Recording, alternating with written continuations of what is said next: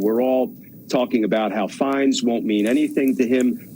But, you know, the law actually has a vehicle to hold a dangerous pretrial defendant accountable, and it's called pretrial detention. If there's clear and convincing evidence that the defendant who's on release in a felony case presents a danger to the community or even one person in the community, the law says he can be detained pending trial for whatever reason. And this is the one thing that shakes me to my core and causes me to lose a little bit of faith in the institutions of government. For whatever reason, the institutions of government have decided we will sacrifice the safety of everybody else to leave Donald Trump out and about to endanger his perceived enemies. And that's witnesses and jurors and prosecutors and judges and their family members, when the law actually has a way to take care of a defendant on pretrial release who presents a danger to all of those people. And yet no institution, no prosecutor, no judge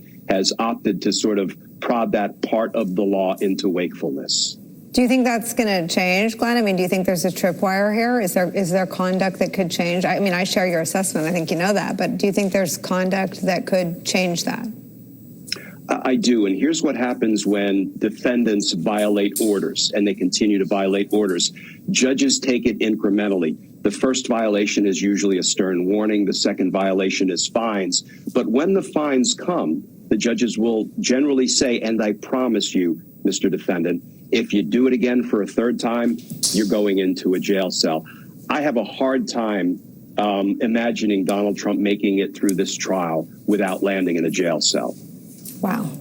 So we both said well. I call that too, and we both said well. I'd like to know just from Glenn, do you think the judge is just sort of storing these up? Like, I'd like to have a hearing now. Well, there's 7, right? I mean, did they get to 10? I think they added 7 today to an existing list. Right. So there's more than 7. So we're at almost Baker's dozen of violations of the gag order. Glenn, is it a matter of time before you have a hearing on the gag order, or do you think he's sort of waiting for these to stack up like planes at LaGuardia?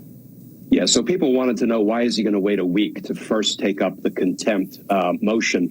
And I think it's because under New York state law, there are different kinds of contempt. If the contempt is committed in the presence of the judge, that's when, just like in the movies, the judge can bang the gavel and summarily say, I hold you in contempt. But if the contempt is not committed in the presence of the judge, then the New York state law provides the defendant is entitled to notice and an opportunity to defend. And I think that is why Judge Merchan set them off for about a week. But they're going to pile up, and I think Donald Trump is going to continue to behave badly. And then Judge Merchan is going to have a decision to make. And do I do what I would do to any other litigant in these circumstances and put him in a jail cell?